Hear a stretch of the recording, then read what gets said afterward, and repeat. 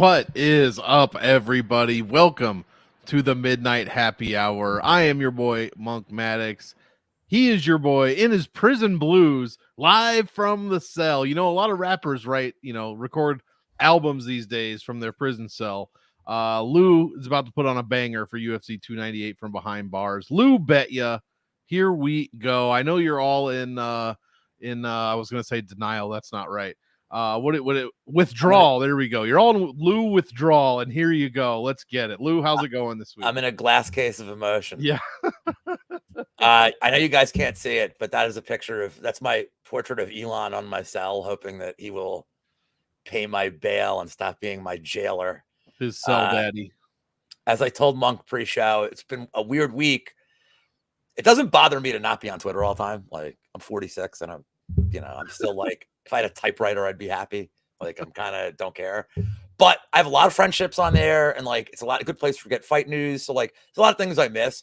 But most importantly, there were like 24 sack shots last week. Yeah. The Jizz Tits parlay hit, and I couldn't just go in banana land on Twitter. So I hope that when you saw those ball shots, I'd like to think that in my 2 years of doing this. By the way, we're like almost 2 years exactly doing the show. That's true. I'd like to think that you guys, at least in your hearts, were like, Lou would have been proud of all those ball shots. Oh, they did. And they mentioned it too. They mentioned you. Yam bags were mentioned. I mean, literally that card could not have been more of a, hey, Elon. Yeah. What the, I'm surprised, one of these jabrones out there didn't try to like steal the mantle and been like, oh, it's mine now. He's gone. Somebody just using yam bags. Not anybody in our chat would do that. Chronic Combat.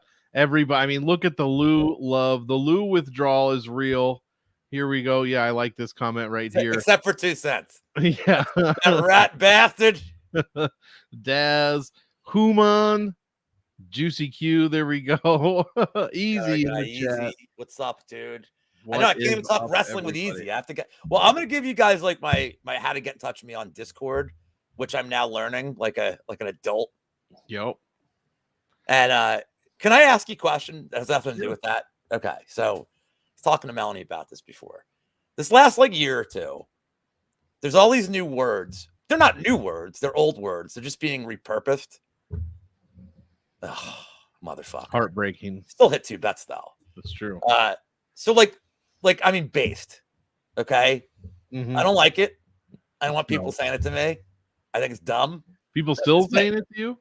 Like, Riz is the only one where, like, you say the word Riz, and at least I get, like, I immediately contextually be like, cool. I know. And it's funny. It makes me laugh. Right. And it rhymes with Jizz Horncamp. That's like, his true. brother Riz Horncamp's probably a really good goalie, for instance. Okay. So Brady, and I'm not like bad mouthing Brady, he's my guy. So Brady always says bet. Like that's the new thing that people say. Bet? Yeah. That's old as shit. That was like from my youth. Dude, you just graduated high school like fucking 3 years ago. Stop it. So when Brady says bet to me, I'm like, which bet are you talking about? Like an affirmative, like affirmative. No, just bet. I'm like, Brady, 90% of the time we talk, we're talking about betting. Don't say bet. Like, what are you doing? Fucking kids. I'm gonna have to get the context there because we used to say that. Like, hey, I'm going to the something later. You want to meet me there? Bet. All right, bet. I have heard this. Yeah, Mr. C. Curtis. Curtis C. Curtis Christopher. Curtis C. So anyway, so why can't like Scrub come back? That's true. Scrub. No, that everything comes back. Everything's bringing it back. Like, I don't need like Gnarly to come back, but like Scrub was a really good. On God has come back. That's old as shit. That's a good one. I think old as shit. Yeah, and like Sucker Herb or shit like that. Like, I don't know, man. Maybe that was like it sounded cool when I was 17. Saying it out loud now, I heard kids saying on God. I was like, what the fuck? That was God. That's ours, man. That's ours. Well, that was my opening monologue that I had prepped for the show. I worked on it all week. 2 old white guys talking about what the young people can and can't say. I'm gonna bury in a Steve. Wing it all the way in Australia, man. Let's get started. Here we go. Right off the bat. Fucking Christ. Right off the bat. Miranda Maverick taking on Andrea Lee. I don't know if her nickname was Goose. This might be a better fight. Plus 225 fight doesn't go. Minus 285 does go. Minus 185 for Top Gun Maverick. Plus 160 for KGB Lee. This is a real America versus Russia. You didn't think I was going that deep, but we're bringing Top Gun back, baby. 8,900, 7,300. Let's see. I will start us off here. I think I like let me rephrase that. At the price, I think Andrea Lee is a decent play. I'm never going to say I like Andrea Lee because I do not. 7,300. She scores well for the most part. And even if she doesn't win, she generally holds her opponents to next to no points. I mean, Silva scored like 58 against her. Macy Barber scored 69. Nice. And Viviani scored, I guess she scored 91, but none of those numbers are probably going to pay off the 8,900 that Maverick is going for. If she does if she does get this to the ground and just starts controlling Lee, I'll be regretting my decision here. But at 7,300, man, with the front kicks up the middle, the reach that she has, the distance she should be able to keep on Maverick, I like Lee's chances. Don't know if I'm going to outright pick her yet, but I'm thinking about it just because I don't like a lot of dogs this week. So I know she's dropped 3 in a row, but Maverick's last 3 wins is Cachoeira, Shanna Young, and Sabina Mazo. Not really the best competition there. So, give me the chance on Lee at 7,300. I see a lot of people, at least just looking at the line, and like it looks like Lee is like a popular dog, and yet the price is not really proving that. Seems like Maverick, they got to a point of resistance where Mavericks come to bet. I'm not going to bet this fight for a real thing, but I did give out a prop today on my 8 in the morning prop show with George Gennaro. I like the split decision here. I think it's actually DraftKings probably has it up. I think it was 400 on Bet Online, but I think this is just kind of easy to break down, and that Lee should be more active and have somewhat optics on the feet. I don't think she's going to hurt Maverick. It's going to be a lot of just pitter patter. And then I think Maverick's going to be going for a lot of takedowns. I think she'll have some success, but not like every takedown. So be a lot of cage pushing, a lot of nothing going on in these rounds. Maverick has a round where she doesn't get a takedown and Lee lands like 20 bullshit shots. She's going to take the round. I just think we're going to get a lot of rounds like that. So I think the split at plus 400 is probably the way to go. This goes decision at a very high clip. I don't like parlaying minus 285s, as you know. Yeah. But I feel like there's a lot of value because I don't think Lee, I mean, unless like this is not the Cynthia Calvillo fight. Like I don't think Lee has finishing equity here. And I don't think Maverick has finishing equity here. So I think the minus 285 is almost like a no-brainer if you really wanted to parlay something. I think that's pretty safe. Love it. Love it. Let's get her ass off the screen. Next fight. Mini Chael Sonnen, Obin Elliot taking on Valentine Woodburn. Minus 200 doesn't go. Plus 160 does go. Minus 308 for Elliot. Newcomer to the UFC. Plus 258 for Woodburn. Basically a newcomer to the UFC. 9,300, 6,900. What do you got here, Lou? Start us off with this banger of a fight. I mean, there's really like not a just like going to the Bo Nickel fight. Like I didn't tape Val Woodburn because I'm like, okay, he's gonna die. There's really no reason. I looked up, I'm like, well, does he have like any kind of power? Does he have wrestling? And like the answer is maybe. But I'm not really sure. This is another fight I don't want anything to do with. This line is ridiculous. Like Elliot's kind of a decision machine. Decent grappling, like decent ground game, but Woodburn has no neck. So the chokes are completely out of play here. Elliot's really durable. Like he's taking some shots against Brito. Like he's decent. He's not spectacular. Woodburn, I just don't think we really know anything about him. I'd say dog or pass if you had to play, but I don't know how Woodburn really wins the fight.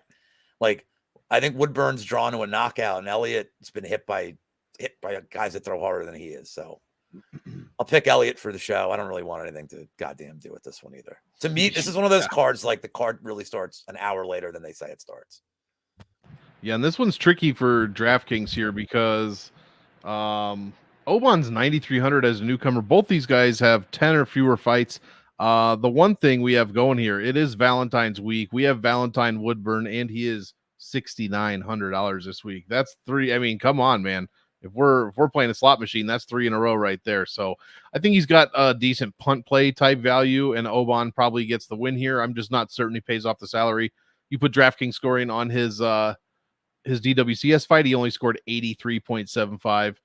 Held his opponent to next to nothing, but yeah, I just don't know. I'm gonna have to see it first before I spend it 9,300. So I'm probably gonna be fading him a little bit on DraftKings, even though I will be picking him to win over Mr. Valentine Woodburn. Next fight. I mean, what do you think of the nickname, Lou? Left hand to God, all one word. It's like All Eyes on Me, like Tupac album. Look, it's fantastic. Danny Barlo taking on Josh Quinlan. Minus 220 fight doesn't go. Plus 180 does go. Minus 212. 2-1 for Barlo. 182 for Quinlan. 87 and 75. I think this is close to a must-play fight. There's a few of them this week. I think this one could be argued to be on that list, honestly. Barlo has, 7 pro fights? Usually I don't like betting or playing a bunch of guys that have that few of fights, but Josh Quinlan also has 7 pro fights. Yeah, he's been in the UFC. But Jason Witt, does that really count? Then Trey Waters, he kind of got dismantled by the longer, rangier guy. Meanwhile, Barlow, 7 fights, 5, I believe, round 1 KO victories. Did the same thing in his DWCS fight. Again, this is one, I mean, Josh Quinlan just looked so not good against Trey Waters that I have a hard time trusting him here. I know he does have that knockout equity, the finish equity, I should say, at 7,500 is a decent play. So I might have a little bit of him in here, but I'm picking Barlow, and I will have much more of Barlow here at 8,700. I think, I don't really like the 9K range this week, so I'm looking for a mid-range, and left hand to God is right there. I'm going to take him for the big upside because Josh Quinlan just looked so bad in his last fight. Lou, you think something different here, or do you like the newcomer as well? I don't really want to touch this fight either. I mean, look, I like what I've seen. Like, Barlow's got power. He's got a huge reach advantage. Everybody just assumes Quinlan had a problem with Trey Waters, who took that fight on short notice. So Quinlan wasn't really gaming for him. At least now he's been game planning for a guy that has long reach. So there's just a lot we don't know about Barlow. Like, we don't know what his takedown defense looks like.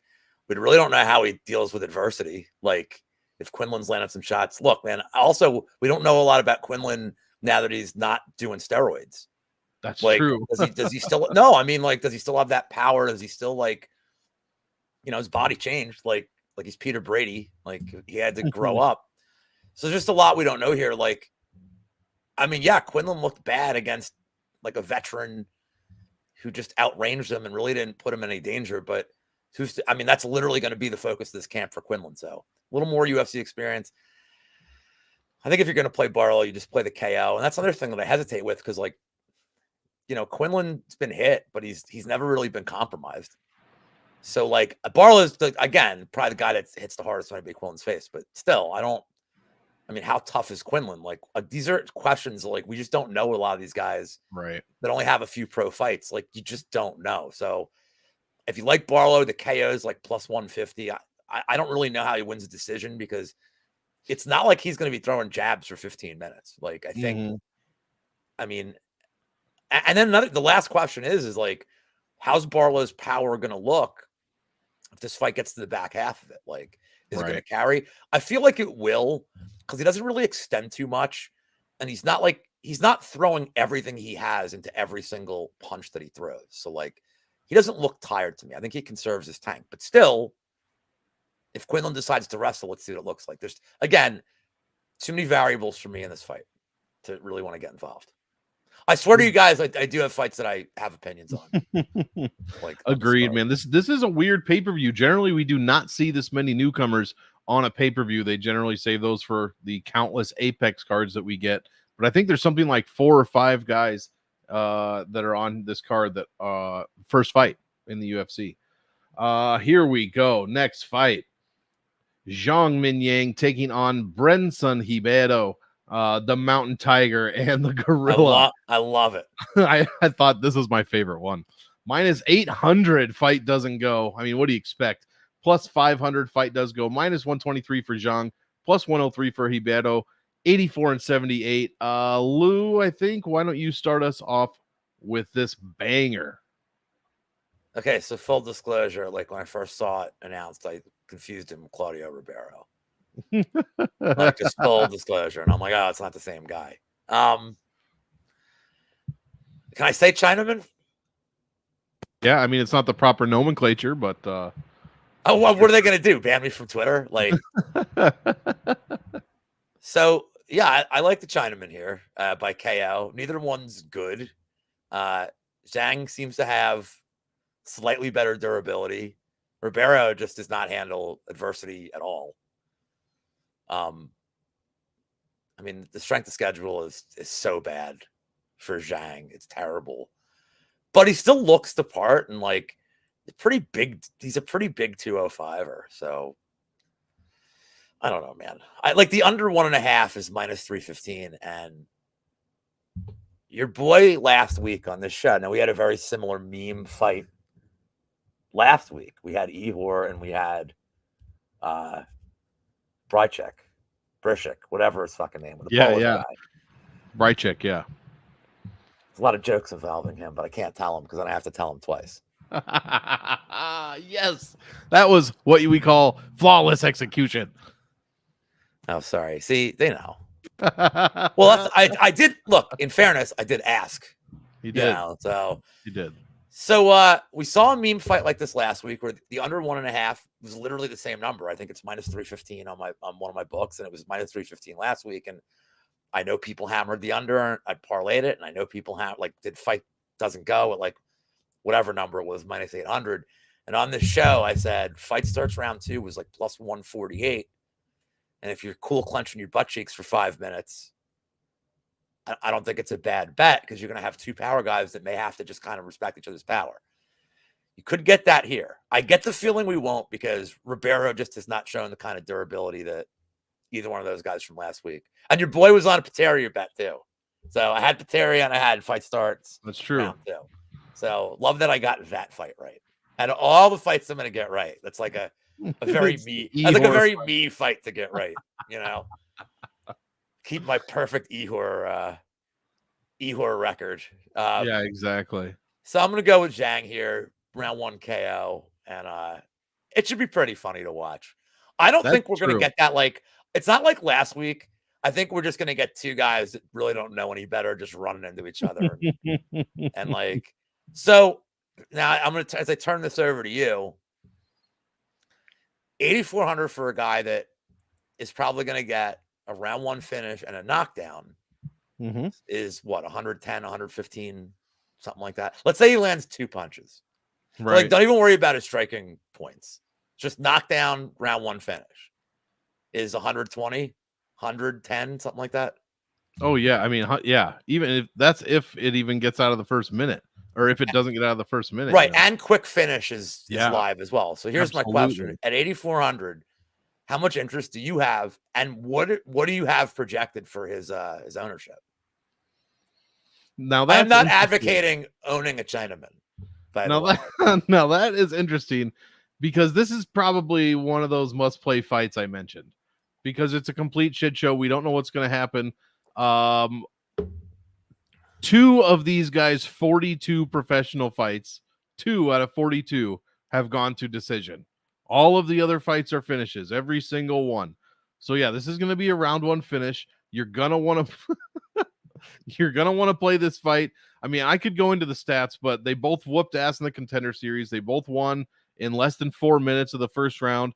They were born like a week apart. If you want to do that comparison, they're both about the same height. The main difference is, according to UFC anyways, Higuchi has a 6-inch reach advantage over Jeang Minyang. Now, the one thing I do want to mention, these two guys could both be frauds, which could be super fun. Like Lou said, this is going to be a great fight to watch for as long as it lasts. But if these guys are both frauds, then I'm taking Higuchi. First of all, look at his fucking traps. Second of all, Minyang lost to an 0-0 guy when he was 7-5. He lost to a guy that was 0-0. Then, if we're talking frauds, this dude lost to the king of the frauds, Askar Mozarov, in the first round. by KO. King of the frauds. So yeah, if you're going to make me pick between fraud A and fraud B, I'm not going to pick the one that lost to the king of the frauds. I'm going to pick the other guy. So give me Brenson Hibeto. But yeah, exactly, Jared. Yes, they did. Yeah, so this is a must-play fight, though. This is a must-play fight for sure. I'll just be a little higher on the cheaper guy. So it works out in my favor. Not confident in anything that I just said. Next fight, Rinya Nakamura taking on Carlos Pequeño Vera. He did it to himself, Lou. His own nickname means small. You're gonna make me make a racist comment 2 fights in a row. But go ahead. I did not set these fights.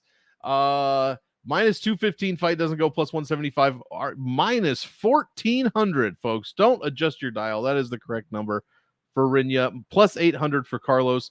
96 and 66. I'll start this one off. Look, I'm not gonna play Carlos Pena. Look how small he is. I'm not gonna play that guy. Give me Rinya Nakamura. Hot take. Yeah, exactly. I'm going to go out on a limb and I'm going to take Rinya Nakamura. Obviously, got him covered everywhere. I'm just worried about how he's going to score. He scored 140 against Kazama. Quick win bonus. No, that is not Shinsuke. I know who that is, Lou. He did beat Fernie Garcia. Not the best because Fernie's lost all 4 of his fights and he just got finished. He went the distance with Rinya, only put up 85 points. So does he pay off that $9,600 salary? I think it's a 50-50 chance. Honestly, I have no idea. Carlos Vera, I don't know. 50-50 chance. There you go. Get some Rinya in your lineup. Probably just see what the field weight is, and then if you think he's going to go over that, then put him in more than that. If you don't, then put him in less, but have him in your lineup at least a little bit. Lou, what do you got? You think Easy says it's good in this economy? We will find out. I'm hoping it is. Over 5 points a minute so far. So you, of course, made him look like Godzilla. So, like, I didn't do anything to him. You 1,000,000% are doing this to. I'm starting to see like how you've plotted against me now for months. I mean, I'm starting to see. I respect it. I don't like it, but I respect it. I mean, what could go wrong with a 36-year-old debuting in the UFC? Yeah, Andy's 36. That lost to Brad Katona, who killed my parlay by just doing nothing. So, I mean, yeah, the pick is Nakamura. I mean, his sub prop's kind of interesting, but honestly, he's probably just going to knock this fucker out in like 2 seconds. And I don't want any part of it because the ITD is like minus 200. And, you know, look, man, all of a sudden, like Fernie getting his ass kicked last week and getting finished. And almost getting finished like 3, almost getting subbed, almost getting finished in first twice. Like, look, the bad look, man. And like, I don't think Hyder Emil is like great, but like Nakamura should have run through him. And like, he dominated him. Like, don't get me wrong, but he couldn't put him away. And yeah, I don't know, man. This is what happens when you fucking come at me on Twitter. This is what happens. Oh, look at this. This is what happens, Larry. Look at this. We get to the minus. Whoops. Sorry. It's all right. Go ahead. We get to the minus 1,400 favorite, and now here's Brady to give another hot take about taking Rinya. Yeah, so the pick is Nakamura. I am going to say he wins by finish here. I kind of like Juicy Q's look here about if you're gonna play something here, make it fun. Go small on a prop like this. There you go. I mean, we shall see. But yeah, I think the next fight's the one. Don't stop it. No, I wanted to see what the order. The next fight is not the one I care the most about. Okay, well, here is the next fight. We've got Marcos Rogerio de Lima. You're out of control, son. Bigfoot. This is the worst one. Bigfoot taking on the human version of Justin Tafa. I had a rum ham. I had rum ham here for Tafa. I think I should have kept it, to be honest. Nice. But yeah, just no. So there were possibilities. Minus 450 doesn't go, plus 325. Bigfoot minus 141 over the Kool-Aid Man plus 120, 8,500, 7,700. I'm glad you guys think it's the best. Lou, who do you got here in this heavyweight battle? Okay, so 2 icons. This is a fight I actually like care about from a prop perspective. So I like the Lima. I think the line is it should be wider to be honest. I mean, Toph is pretty limited. Lima at least is like well-rounded. The problem with Lima is like he doesn't really handle adversity well. And yeah, well, I'm gonna step up what Jared said. I think Lima round 1 sub at 10-1 is probably a preferred prop to consider, and then maybe bet. Gave that out this morning as well. Look, man, if he stands and trades with Tafa, it's really 10-1. Oh yeah, he's still probably the better striker. Just if this is a boxing match, sure, he's better. He's definitely the better kicker. So I think Lima has advantage on the feet. But if he's not a stupid ass, and which is baked into the line here, right? He just takes him down immediately. Tafa's not going to get up. Lima's going to top time him. He's going to wrap him in like 9 chokes in a series and get him out of there. And it's going to be quick. Now, what if Tafa has no neck? What does that change things? He just arm bars him then. It's fine. He toe holds him. The one thing that I thought was interesting though is and I respect Santino and Olivas. This is Santino said this. Santino DeFranco. He was talking. He thinks this fight goes the distance. Now, picking this go the distance, I'm like, okay, plus 325. I want to hear why. And he compared this fight a lot to the Blagoy fight, where Lima kind of after round 1 was just content to like do nothing. So, yeah, but Blagoy doesn't stop. He doesn't do much, but he doesn't quit, and he doesn't throw hard. Right. Blagoy's not throwing with like, ill intentions here. Right. So I think the Lima round 2 is certainly possible. I mean, look, against Waldo Acosta in round 2, he was every bit as vicious as he was in round 1. His cardio held up. He was just spamming kicks, like nailing every leg kick he threw. Acosta was tough, dude. But Lima's cardio tailed off in the 3rd round, but it should look with his output. Like I'm not putting that on him on like typical Lima. Like he threw a lot of output through 2 rounds. He's not going to need that here, man. I just don't think Toph is that good. And I think Lima just kind of chokes him out in the 1st round. So if you just want to play him round 1 and not do the sub, that's fine too. I don't know what it is. I got it up right here. It's oh god, okay, never mind. It's plus 210. No, I'd rather just not even bother with that. His KO's 310 round 1, and his sub is 10-1. I think that's wow. I think that's kind of weirdly, grossly mispriced. Yeah, probably, but we have to keep into account how Rogerio de Lima fights. He doesn't always look. He should be looking for the grappling, especially in this fight. He doesn't. It's the same thing we go through with like when Lupi Godinez fights or whoever else we think should do one thing and then completely fucking abandons it. Yeah, but the difference here is he's coming off like a humiliating, embarrassing, immediate for KO sure to Derek Lewis, and just knowing that that's been in his head, he has to think like, okay, dude, like that cannot happen. Like I cannot allow that. Like no, yeah, absolutely. I have to just like I think he gets some kicks off. I think he stays at range and looks for a takedown within like the first minute or two. And if he doesn't finish the fight in the 1st round, he's going to end on top. So yep. But I completely agree. I like DeLima here. This is another one though this is going to end in the 1st round. I mean, all of Tafa's wins has gone to have ended in the 1st round, I believe. Where's my fucking numbers? I've said them like 40 times this week and I still can't remember. 100% of Tafa's wins have ended in the 1st round. 70% of DeLima's wins have ended in the 1st round as well. All of Tafa's wins over 100 points. 60% so 6 of 10 DeLima wins over 100 points. The guys score a ton, but what they love to do even more is give up points as well. So if Tafa doesn't get the big shot off, which is his path to victory, obviously get him in your lineup at 7,500 because that's all it takes. And if you don't put him in and he lands it, you're on the sidelines going, fuck, I fucked up another Tafa fight. But you got to put DeLima in because if he doesn't hit that, I got that one test. If you heard my bloop bloop. Yeah, I like DeLima though. I think he can outlast. Yeah, like you said, it's not going to happen twice in a row, hopefully. And he should all he has to do is just avoid the one shot, land one body lock takedown, and this shit is over. I forget who said it in the chat. I was thinking earlier this week, fat guy arm triangle. I mean, just lay on Tafa, get him down, wiggle your way around the big body around and get the arm triangle, and then the shit is over. So I like the first round. Exactly, that too. It's going to be a first round, though. So for GPPs, you got to have some of both sides because you don't want to miss out. But I'll be heavier on Bigfoot, and I like him to get the win. Next fight. Oh, no fancy graphics for this one? I couldn't think of any. Oh, they don't have nicknames. You know, I didn't want to get all weird with it. So this would have been great for the other show, for the nickname. I decided show. this You've was been the like, best. no, 0. You get 0. Exactly. Yeah, Dern gets 0, and Amanda's nickname is Little Amanda. So super. Minus 175 fight doesn't go, plus 145 does. Minus 135 for Limos money line, plus 115. Very closely lined fight here.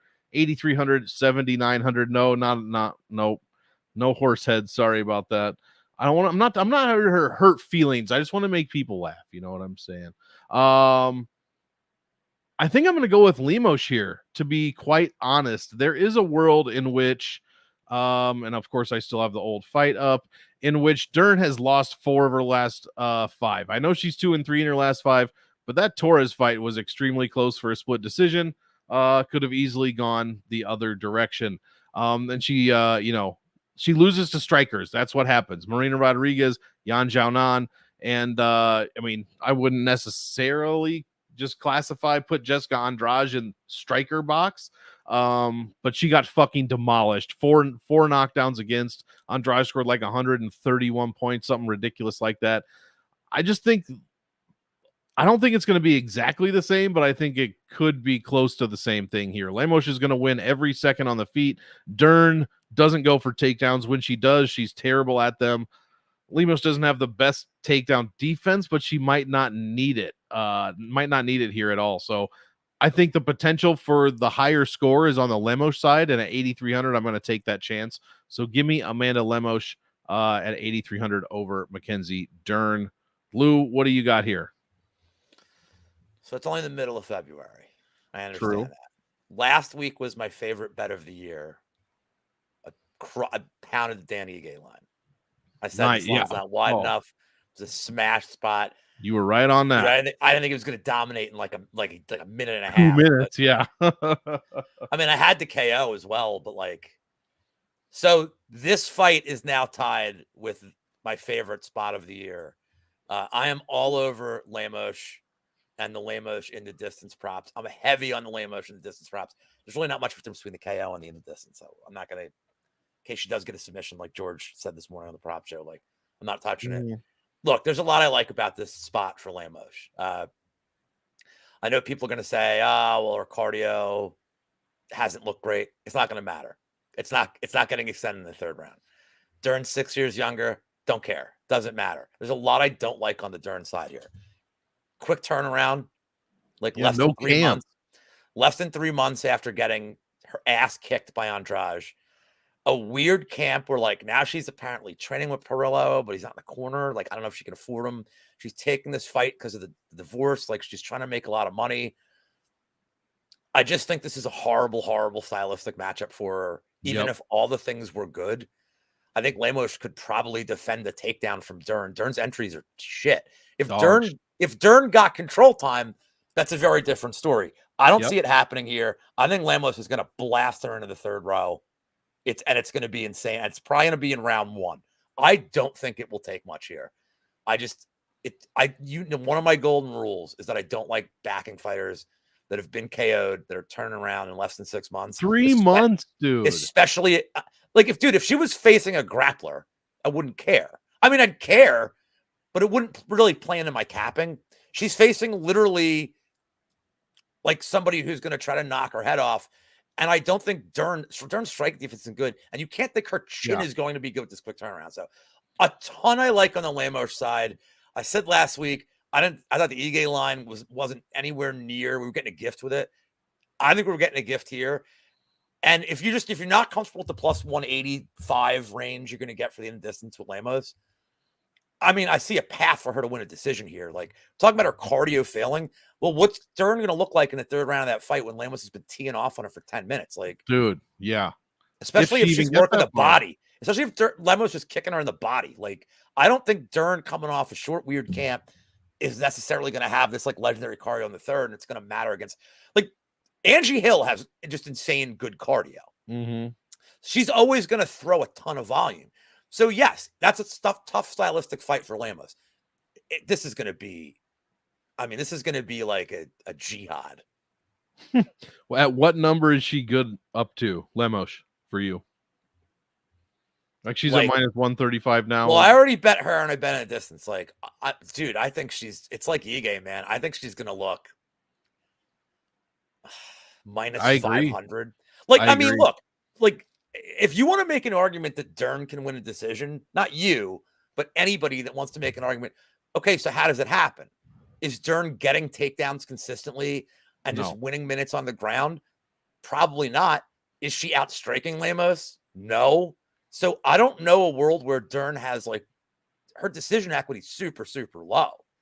It's meme sub if she gets a takedown, but Lemos can just stay on the outside and like pick her apart. She catch her with a knee coming in for a sloppy. That's exactly There's so many ways she can win this fight that like I think the 135 is like this is my favorite bet. This is my stone cold lock of the century of the week. I'm jumping on it. I wish I would have had the foresight to parlay her and Ige and just been like, fuck it. Sure. Like, but so anyway. Well, Thanks, thank you. Thank you to Becca01, and tell the Becca02 to 99 to also like and subscribe and support the channel. We appreciate you guys. But yeah, I am like massive on the Lemos side, and I was very surprised to see James Lucrative, who I know is like a huge Lemos fan, like a massive Amanda Lemos fan, that he's on the Dern side this week. And I was like, all right, dude. I mean, I get it from his perspective. Yo, Luke, I get it. I just, again, man, there's a lot I don't like on the Dern side for this fight. It's a system. I hate saying it's a system play because then I just hate that. But this is really a system play, dude. Blom Dog in the house. Next fight, the ever smiling Fluffy Hernandez. I did not alter these pictures in any way. Taking on Roman Kopylov. Working himself. I mean, worked right out of the shadow of Chase Sherman, in my opinion. Minus 260 doesn't go. Chase, you meant Chase Hooper. Chase Hooper. I'm sorry. I apologize. Thank you. Chase. I got Chase Sherman on the brain. We did just talk about Tafa. Maybe that's why. Maybe I just like Chase Sherman. Minus 257 for Fluffy. Plus 215 for Roman. 88.74. Lou, start us off here. Fluffy versus Roman. Yeah, I don't know if Subhuman is on the same thing. I know we were talking about that earlier today, but Big Steve and I are like on the island of Kopylov here, man. And round 2 KO for Kopylov plus 1050. That's like seemingly his win condition at this point in his career. But I don't know, man. People are like hammering this Hernandez line. Like, even if you don't love Kopylov in this spot, I think this line has just blown up to the point of like at what point? Now, look, the problem is Hernandez can look like a minus 800 favorite. He could be getting takedowns. He's going to crowd Kopylov. And I think that's like the big concern for me is that Hernandez is never going to give Kopylov the space to really get in the flow and get his striking off. But man, dude, I think Kopylov could hit him a couple of times in the body and like just fuck him up. I think it's weird because there's so much we don't know about either guy still. We know what styles they face, like they are, but like, do we know like how good is Kopylov's ground game now? Like, I know he's been working on it. Like, can he defend any takedowns here? Can he survive on the ground? Because Fluffy's fucking relentless, not just going for takedowns, but then you watch like the Hernandez fight with Fremd, who took that fight on like, that was his debut on like 4 days notice. And Fremd was getting up. He was getting reversals. Like, Fremd is not a good wrestler. Like, Hernandez was like just not looking great with the grappling. Like in the Barrialt fight where he looked like absolutely fucking dominant. Remember, Barrialt hurt his rib like really early in that fight. Like, and let's be honest, Barrialt just lost to Chris Curtis. So he fucking sucks. That makes him the worst fighter in the UFC because he lost to Chris Curtis. To Hernandez's credit, he did his game plan perfectly. He took him down. He was smothering him. I get it. I don't know that he can do that to Kopylov like consistently. People just assume he can, but like, oh, the Yam Bags is coming up. Dude, the Yam Bags is so obvious this week, guys. There's no rules except, oh, this guy's in a fight. Without giving it away, if that fight happens this week, and we haven't covered it yet, that's the Yam Bags pick. So we'll get there. But I think that Kopylov can have success, like working the body. Like, dude, his striking is good, his kicks are good, his punch. Like, the dude's a great striker. I just think he can give Hernandez more problems. I totally understand the love. I get it. I get the very clear path. I understand it. There's something tells me that Kopylov's going to have a lot of success with the striking. And if he stuffs one takedown, like, and can just get distance, he may be able to get some shit off. And if he does, I don't know that Fluffy's going to respond really well to Kopylov striking here, especially the kicks. He should use this. This is GOAT level nickname for Roman Kopylov. Let me add one last thing before I pass it off to you. Mm-hmm. It's not like I think Fluffy's defenseless on the feet either. This isn't a binary fight where he has to get it down. Like, dude, striking's decent. Like, and Kopylov's hittable, man. Ribeiro, not the Brenson Ribeiro of this card. Claudio Ribeiro is having success on him. I don't know why he shot a takedown against Kopylov. That was really stupid. He was having success. You can hit Kopylov. Hernandez should not be in a protracted striking battle with him. He doesn't want that. No. But he's certainly not defenseless. Like, it's not binary. Like, so I think Hernandez does have a path on the feet. He'd be dumb to try it. But Kopylov round, I think even if you are playing Fluffy and you're playing in the distance, you could play fight ends in round 2. And I think that's like a great way to pivot this. Because you get Kopylov's like round 2 magic. And if Hernandez is having success with the takedowns, he probably drowns him in the second round. Yeah, there's a bunch of round 2 magic and round 3 magic. I'm looking up what round 2 is as you go. I'm curious what just the fight to end in round 2 is.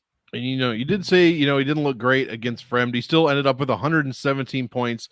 And then in the demolishing of Barrio, he only scored 3 more points than he did against Fremd. And then Shabazian was 116. The dude just ends up scoring points.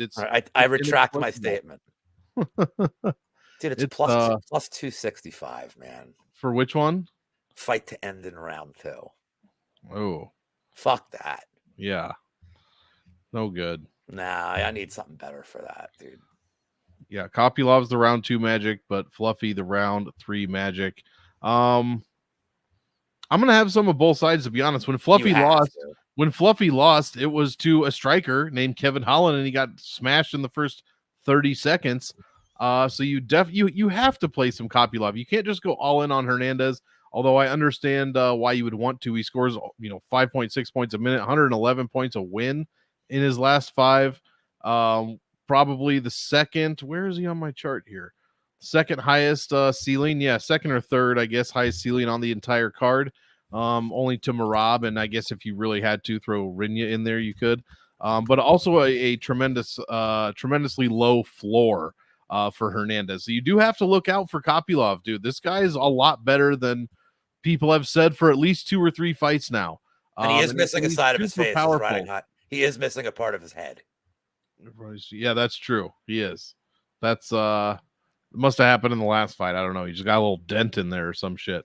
But he does have fantastic takedown defense. It will obviously be put to the test. 92% overall in the UFC for Kopylov, 95% over his last 5. So I think the winner here is going to score very, very well. And I love the salaries. This is probably the third of 4. I think I had like 4 quote unquote fights to target or go all in, something like that, whatever you want to call them. This is the third one that I've seen so far. So I love this fight. I mean, Fluffy scores off the charts, but just don't count out Kopylov. Just don't count out Kopylov. Like Lou said, he starts landing to the body, and if Hernandez fades even a little, Kopylov will sense it and go in. So I'm loving this fight. I forgot that I do have a Johnny K picks. It's not true Johnny K picks parlay because one of the line, actually it is. It's but I parlayed the Lamos and the Lima fight doesn't go and this fight doesn't go. I think both of those fights are gonna. Yeah. I got like +1, not great, but like +118. But I like that one. Love it. You have to talk slowly here and give me a second. I could talk about Merab all day. We got Merab Dvalishvili taking on Henry Cejudo. Boo. +215 for fight doesn't go. -275 fight goes all three. -222 for Merab. +187, as Be Real would say, for Henry Cejudo. 86 and 7,600. I mean, I got a ton of bias here. Obviously, me and a lot of other people, but of course, I was the first one. I'm a big Merab guy, and at 8,600, I mean, this dude has like, if you take out, Fluffy Hernandez, this Dvalishvili has the highest upside on the entire card, and it's not even close. Henry Cejudo, I've seen a lot of people on him this week. 7,600. They're like, whoa, he's not going to be able to take down Henry Cejudo. He probably doesn't have to take down Henry Cejudo to win this fight. I mean, how many times did he take Jose Aldo down? 0 times. He still won the fight convincingly. Everyone was extremely upset at him for the way he won that fight. John Dodson, he only took down twice, still got the win, scored only 74. But if he does get those takedowns and that control time and the ever important non-significant strikes, Merab is the king of non-significant strikes. How do you think he scores 163, 160, over 100 points in almost every single win? This dude kills it with ground and pound, but even when he's not scoring significant strikes, he is getting points for the non-significant strikes, and he lands a shitload of them, like hundreds of them, and those add up for sure. Meanwhile, Cejudo allowed 121 in his fight against Aldo, and look, I don't like Cejudo, but is he going to retire soon? He's 37 years old. Hasn't fought outside of what his last fight was, Sterling. Before that, 2020, Dominic Cruz. He's fought once in basically 4 years. Is he going to retire? Is he hurt? Apparently there's injury news, and apparently he cares more about planning coach pranks with Albacine and getting and tricking everyone with his super funny prank. This dude's a fucking clown. Give me Merab all day. I'll have a little Cejudo in case things don't go how I'm picturing them, but I don't see how I don't see how he wins this fight, to be honest. I don't. Lou, what do you got here? I just thought it was a good time. I wasn't trying to be disrespectful, but a good time nice. to promote if you wanted to find me. And Monk can validate. That is literally my name on there. Is it because I'm mature? Maybe. But that is literally my name on Discord. So if you need a little bit of Lou in your life, like, hit me up. But that is a real name. I have nothing more to add than what you said, dude. I've seen a lot of Cejudo love. Crazily enough, in the prop show today, this is the fight that was popping the most. Like, people are so divided. Like, I know Mellon is not in the chat. Like, he's got the locks. He's on the Cejudo side. He thinks like Cejudo round 3. Yeah, I don't know, man. I don't know. I think I blacked out when I said that. I don't really remember. I think Merab, again, like, he's probably going to just drown Cejudo and it's probably not going to be like a thrilling, exciting fight. But I think if you're a Merab fan, it's exactly what you want. You want him just pinning him against the cage, not letting Cejudo get off. Like, look, man, I know Merab's like, the Moraes fight was really weird. Like, I mean, Moraes had his moments, and then Merab, and I had like a big bet on Merab, like in the distance or some shit. It was a while ago, but it's just like the way he suffocated Aldo. Forget about the Jan dominance, okay? The way he suffocated Aldo, even when he wasn't getting takedowns, and just made him like inept and couldn't do shit. I feel like, I'm not trying to compare Cejudo's like style to Aldo's, but in terms of a guy that can defend takedowns, Cejudo's striking and his frame are obviously like not what Aldo has. But I kind of think it's just Merab getting him against the cage, landing a couple of shots, right back to like a double leg, like just eating up control time, minutes. Like, oh, I don't know about the Whitaker bet, man, but I get it. No, yeah. I get it completely. Like, So yeah, I like Merab here. I took it early in the week small at like not much better price than you have on the screen, but and I don't like betting these bets straight, but I really do. I took Merab decision. Like he's not getting a finish here. And Yeah. Last thing I'll add is like this whole thing with Cejudo, like kind of, Steve and I were talking about this, like Cejudo changing his whole camp and changing his coaches. And like, for me, I don't like that lack of stability at this stage in his career. Steve's like, yeah, but it shows he's want to get out of his comfort level and try something new. And like, I do, I respect that. But I think at this point, it's like Merab's not, what you're game planning for. Yeah. I don't know why you felt the time to step out of your thing and try but something new. I don't why know. are you changing camps at 37? Right. Planning for a guy that, like, no offense to Merab, it's going to be predictable. Yep. Whether he can stop it is a different question, but it's like I could coach Cejudo right now and be like, so I think Merab's going to go for takedowns, dude. You may want to just be ready. I'm an Olympic wrestler. Like I don't think I have to like really cut now. You know who I really want to see Merab face? It's Brock Lesnar. Oh yeah, of course. He could take down Bork. I think so. Then he'd get like bonked. Yeah, but he's the size of one of his legs. Basically. I mean, I don't really want to talk about Brock Lesnar too much in the show with like all these recent allegations, but yeah, that's true. Oh, you missed it. You got to catch the end of the pub. So I was gonna message you, and I realized I can't, but now we can. Girthy Macaque on Discord. The end of Pub Sports Radio. I said, find me with the bad boy of MMA Twitter, Lou Betya. I have definitely torn off my fair share of tags on mattresses. Let's go. Here's another guy that has definitely never torn the tag off of anything. Ian Machado Gary taking on Jeff Neal. Best sideburns in the game. -120 fight doesn't go. -110 does go. -233 plus 198 for Jeff Neal. And we have another 9K salary here and 7,100 for Neal. Lou, start us off. Who do you like for this one? So like this sucks because and yeah, I don't like Ian Gary, like the cringiness. Right. So here's my problem with this fight, with betting it. Okay. I think that, Jeff Neal very easily could struggle to find the range with Gary. Gary can pepper him on the outside and like really frustrate Jeff Neal. Like I do believe that. Ian Gary's not training with Oliveira. He's at Shooter Box. It's kind of an interesting move. Like, I never want to say it's a bad move to go there. I feel like it's probably like it's always going to benefit you training down there. And now we know he's on steroids. Like he's clearly going to be. Oh yeah, they got the good shit down there too. Unfiltered. But like you watch the Magny fight, and like I know Magny round 3 against Malat, like the mythical prop, whatever. But all these fights with Magny now, he's not really doing much volume. He's making these fights ugly. Dude, Gary had him compromised in 5 seconds. Mm-hmm. I mean, had him. And anybody worth their salt would have put him away. Like, yeah, he kept kicking the leg, but that's all he was doing. Like, he wasn't really throwing combos. He was just kind of like, staying out of range, throw a leg kick, back off, like pan. It just was uninspiring. Like, it was a very uninspiring performance for me.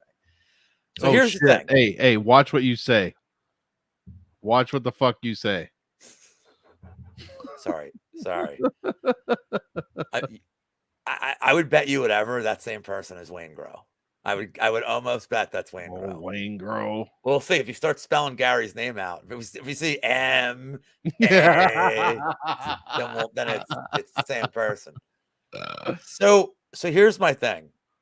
I'm gonna have to tickle Jeff Neal round 3 KO at 16-1. You have to, because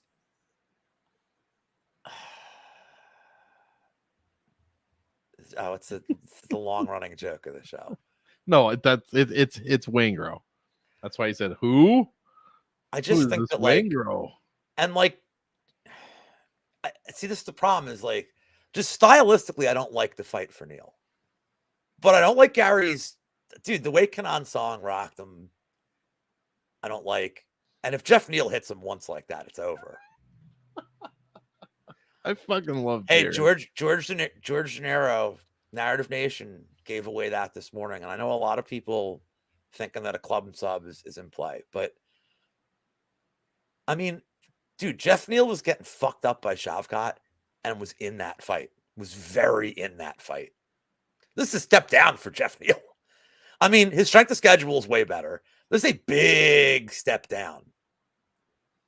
Well, I don't think round one. I don't know. I don't think it would even happen in round one. I think Gary is more of would methodically kind of break down Neal. But if you're telling me round one's up, the only problem is I have a guy. His name is Cody Brundage. Mystic and he always Mikado. fucking tells me, round one sub. Then he knocks the guy out. It's like, okay, dude. Like I'm glad you won. Can you call my bookie and say that I meant to say? Can I show him our messages?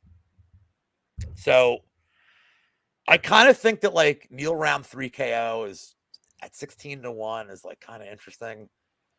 I'll probably throw like a shiny Indian nickel on it.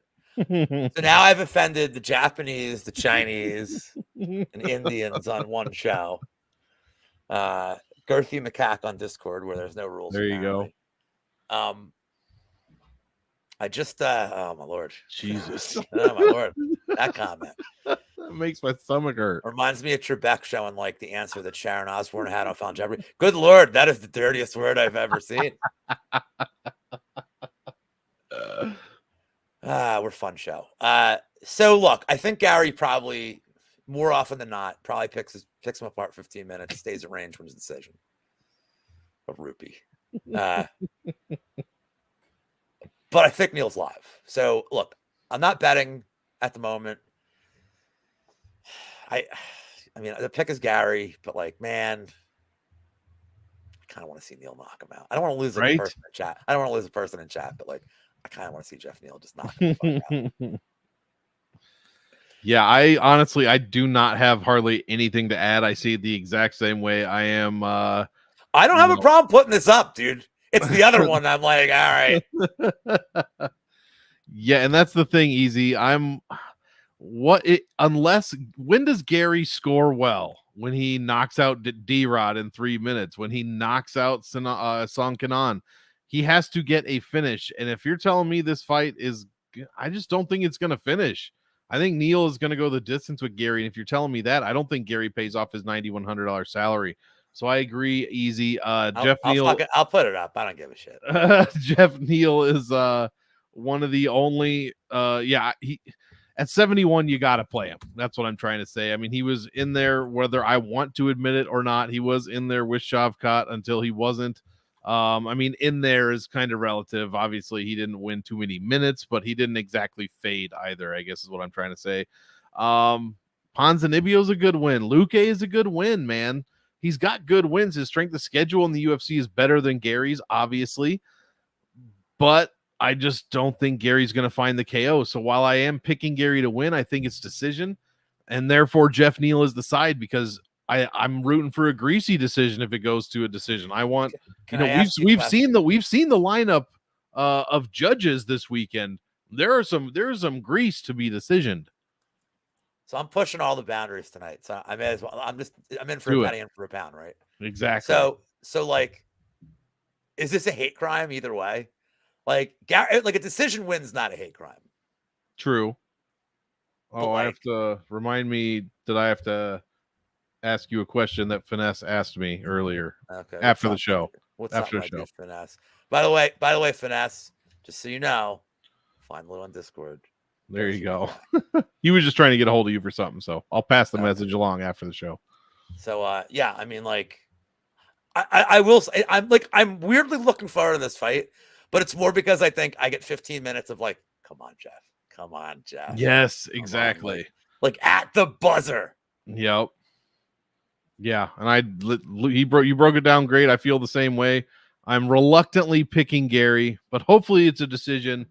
Hopefully we get Hands of Steel Neal in there. I'll put the Discord thing back up at the end of the show once we break down the last fight.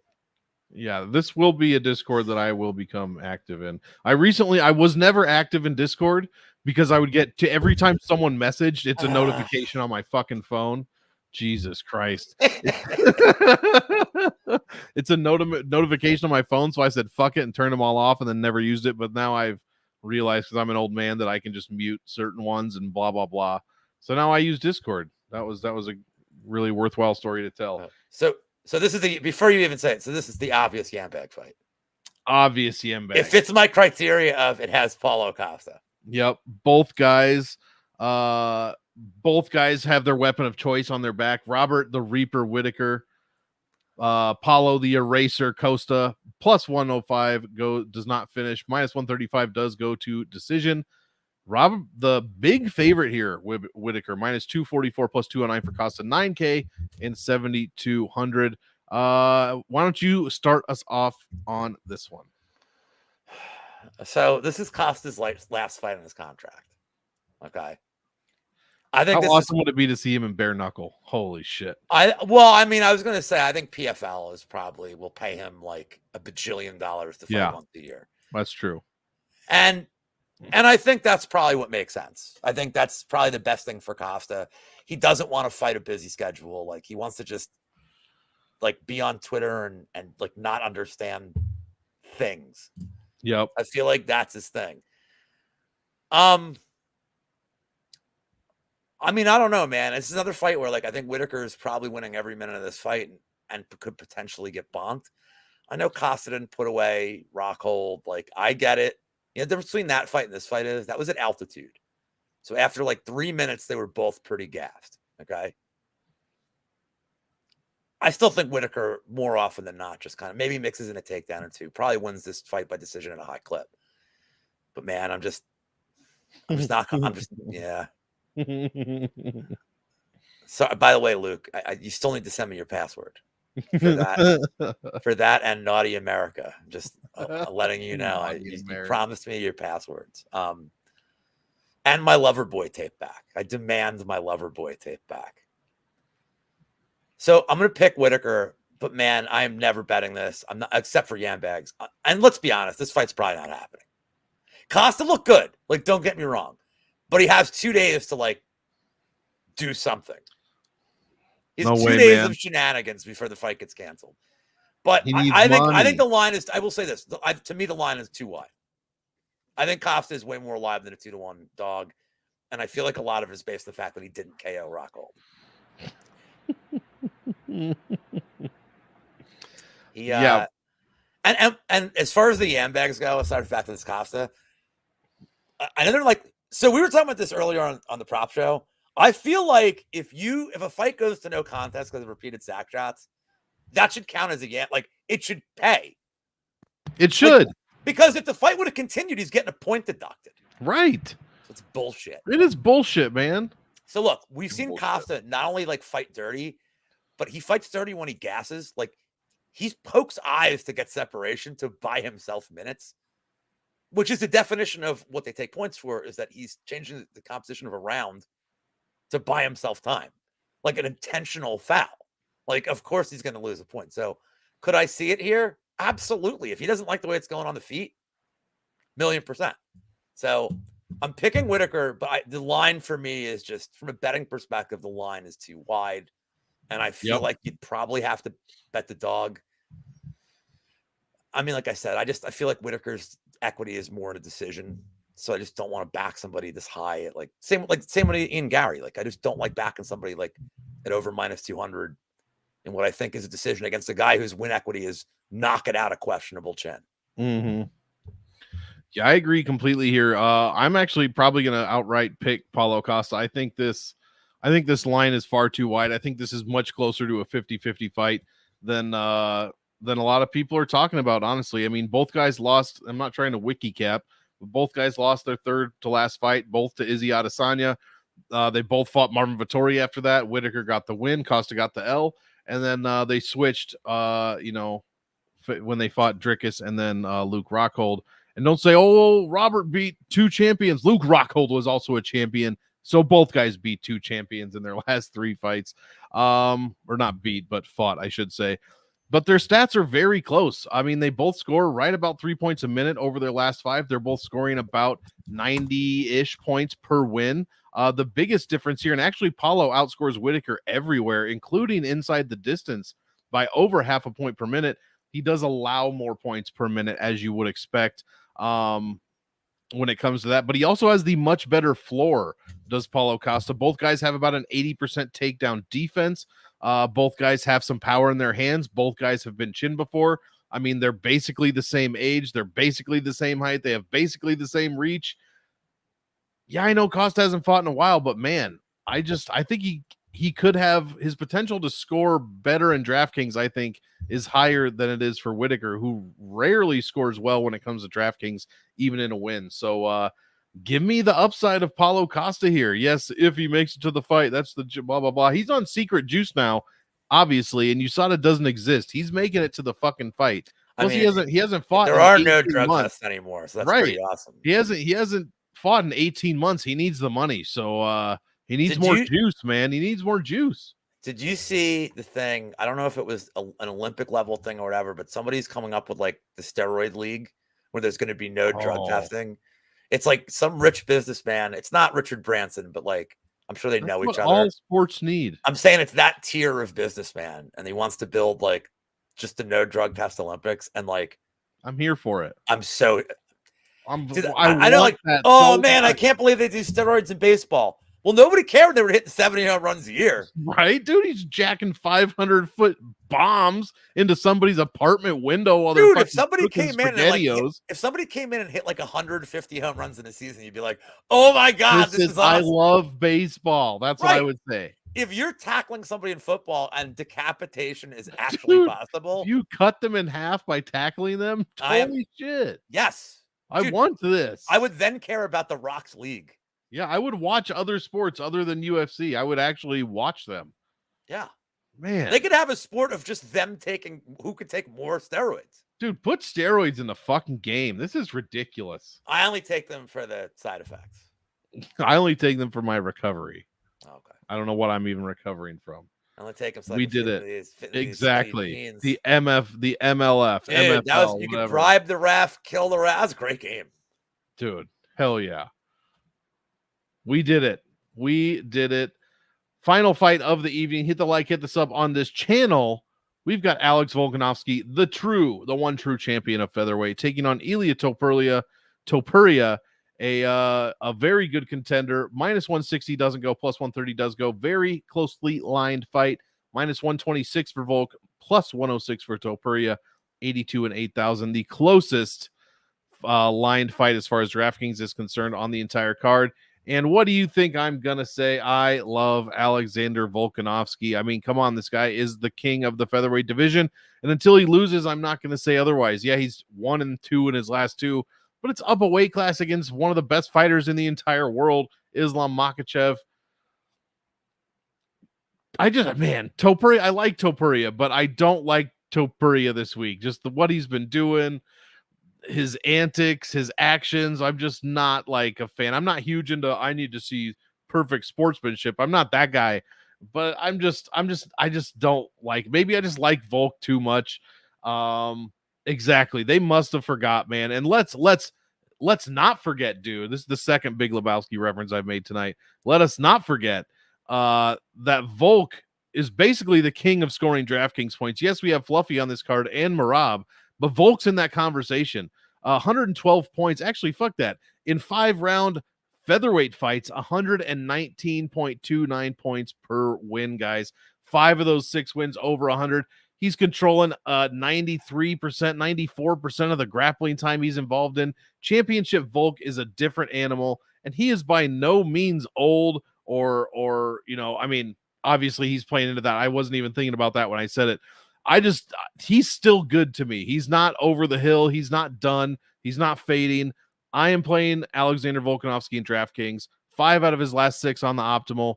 I'll have a little bit of Topuria as well, because this is the 4th one. This is the 4th must-play fight that I was mentioning. Love it. But I'm going bigger on Volkanovski. Cheapest we've gotten him in a long, long time in this weight class.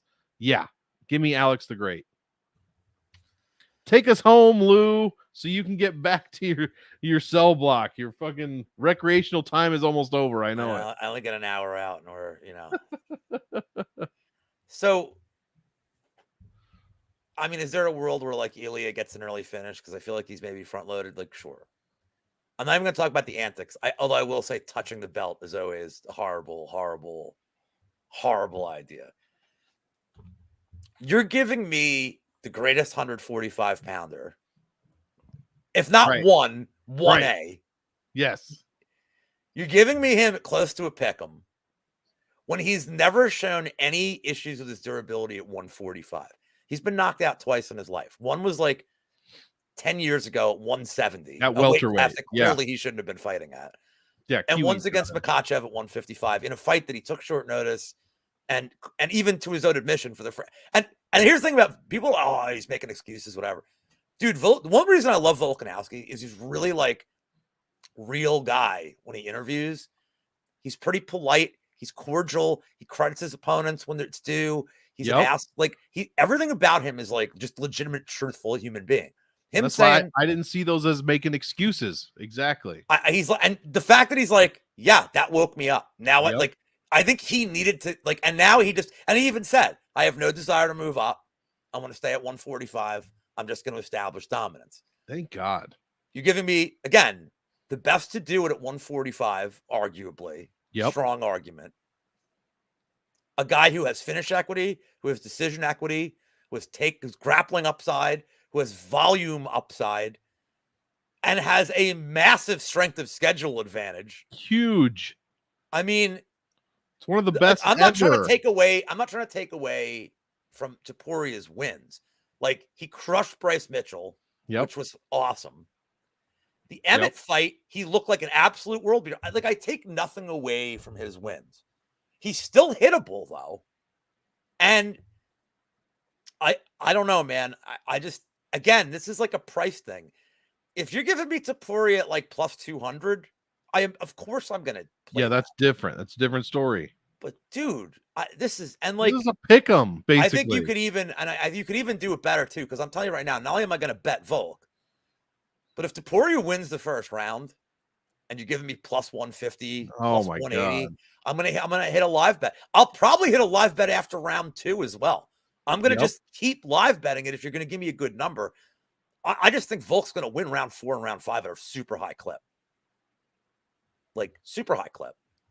And you know, none of Topuria's other opponents, like, you go to like the Jai Herbert fight, and that was up a weight class, I believe.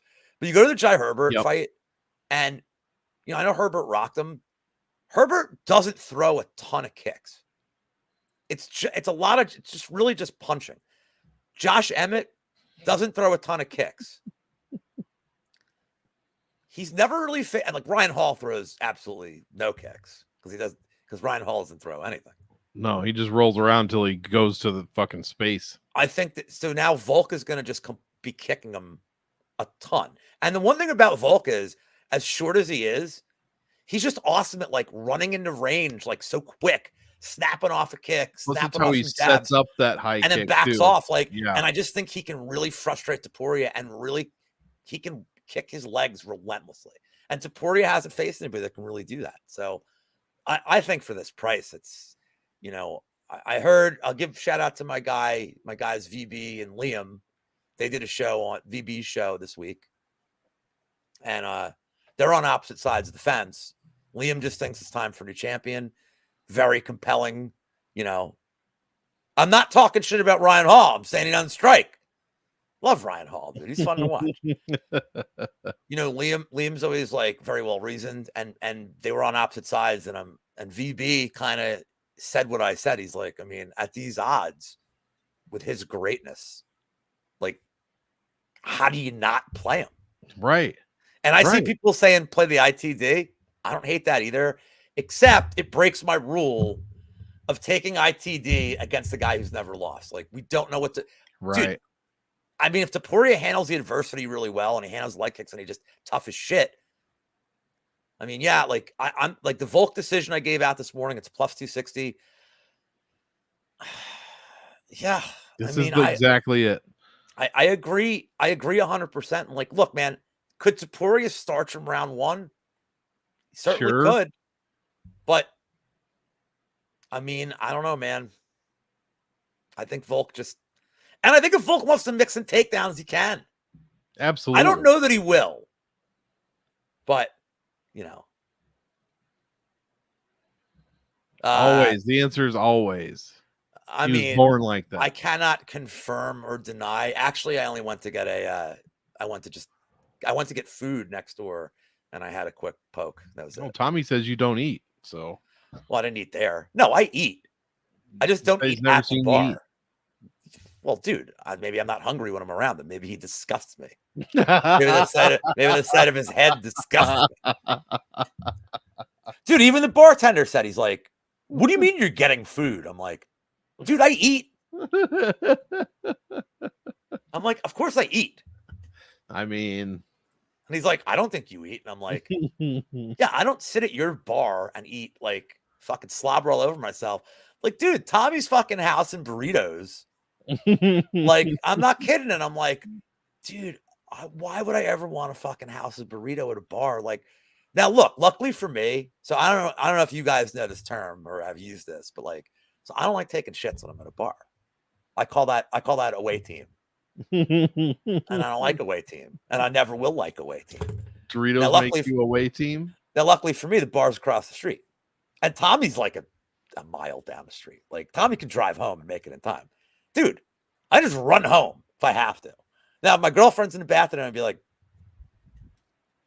get out of the move. Like, I'm never going away team. But you know what can prevent that? Eating a fucking burrito at the bar, dude. Jesus Christ. Yeah, bar burrito. Finesse. Hit me up in the Discord thing.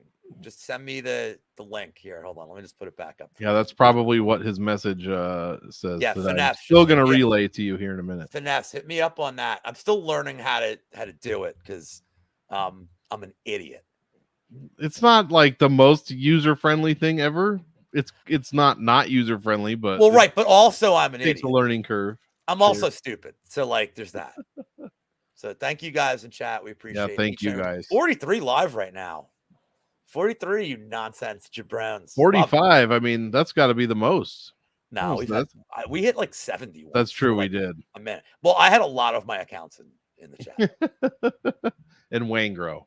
Phil Tits. Wangro. Yeah. Jizz Tits parlay. Can we go back to back? Plus 2,600 this week for the Jizz Tits parlay. Jizz Hornkamp plus 575 tomorrow. Anytime goal scorer. If anybody's going to score for them against PSV, it's the Jizz. PPV DGen parlay. Yes, Kiwi, please do. Everybody send me to. It's not like I'm not like, hey, half of you send it. No, please do. Let me see what I can. I still gotta get Wheezy on there. Brady's like, and then like Brady, I'm like, dude, just text me. You literally have my fucking like. What are you doing? It's like, nah. All right, DGen parlay. I can't price it out though. I'll just tell you what it is. The Lee Maverick split. Chinaman Zhang round 1 KO. Lima sub 1. Lemos in the distance. And just Volk. Nice. You want me to price it out as you tell everybody what you're doing on Twitter this week? I'm going to try to price it out. I'll price it out on DraftKings. Riz, Jizz, and Tits Parlay presented by Girthy McCack. That's perfect. By the time you're done, I should have this figured out. Yeah, I'm all done. I did a show at DFS Army earlier. You can check that out over on that channel if you would like. I think I compared Justin Taffa to Blanca from Street Fighter 2, so check that out. Otherwise, I did Pub Sports Radio on Wednesday. Be sure to check that one out. And yeah, keep on Elon's Ask free Lou Betya. Actually, fuck all that shit. Just get on over to the Discord. Girthy McCack. I'll be in there as well. Hey, maybe we'll get something popping off in there. You know, who knows? Okay, so it pays. It's all right because this Jeang KO round 1 is fucking awful. Right. All right, let's throw Kopylov round 2 in there as well. I don't know if I can do the V. Live Volk. I can. There we go. I got it. Live Volk and prosper. Here's your generational wealth parlayer. You throw him in. No number. I found him. So we got Lee split, Jeang round 1 KO, Lima round 1 sub, Lemos in the distance, Volk, and Kopylov round 2 KO. $10 bet, would net you a smooth Oh shit! $61,256. You could get a couple of $15 a man jobs under the bridge for that. Is there a number? I sure hope there's not, dude. No, I don't think so. Oh, Also, and, Lou, you're gonna have throw to this guy in too, and Brazier, who plays on Brest in France. Shout out to Steve G. Where's Steve Gregory? Yeah, where is Steve Gregory? The Three Musketeers of soccer nonsense. Lou, we got to start a Discord. We gotta figure this out because there's too many people that want. We got to get this all in one thing. I don't know, man. I feel like I'm old enough where, like, as soon as I figure it out, it's going to become uncool. Discord's not going anywhere. All right. It's for the real nerd OGs like us. This is what's going to be around when like all the social media stuff falls apart. It's where my tombstone is going. Yeah, exactly. And you know what the worst thing is? It's not that I don't love all you guys, not that I don't enjoy talking to you and chopping shit up. Bro, I have not seen a fucking mug shorty in a week. Oh, your hands got to be itching. I mean, it's not like I don't love my girlfriend, but so I don't think it's not a Discord. He's just on Discord. So you just got to like add a friend request. Yeah, add a friend. We don't have a Discord set up yet. We'll try to do that maybe. I love my girlfriend, and I'm pretty sure she has her headphones on right now, so I can speak freely. But like much like Tecmo Bowl, my girlfriend does not provide me thousands of hours of entertainment like Mug Shorties does. And it's not shorty. It's shoddy. Shoddy. Hey, shoddy. There we go. I mean, how else? That's a perfect way to end. I may be on. I'm going to promote that I may or may not. Well, if I'm going to do something with Finesse, he will promote it. I love working with him. We've done shows together. It's fun. I may or may not be doing best bets with Brady on Saturday because I'm looking at his guests these last couple of weeks, and it's very clear he needs me to save that show. It's very clear. Very clear. Well, he already said you were going to be on. He said it on the PSR show Wednesday. So no, he didn't. I thought he did. Yeah. What the fuck? He's just promoting me. Like the people they need Lou Betya. I think I told him last week. I'm like, do you want me to come on to save it so that you have like, I don't want to talk shit about the people that are on the show, but they're not me. Yeah, we'll get it going, Kiwi. We'll figure it out. We'll put those boys Santino and Olivas Discord in the dot. No, I'm just kidding. I love those guys. What is it? It's literally a Twitter account. It's literally a Twitter account where they just have mugshots of women that may or may not be fixable and what their crime is, and it's like the greatest thing ever. It pairs really well with the body cam police videos. That's true. This is true. Pairs really well. Like a nice Chianti. Yeah. All right, boys and girls, we did it. That is it for the happy hour with Monk and Lou for UFC 298. We really appreciate you being here. Check us out all over the other stuff that we're doing. And yeah, that's it. As usual, we'll probably be back at the Apex next week, but we'll see. But yeah, as usual, we want all of you to enjoy the fight. So enjoy, and we will see you in the next one.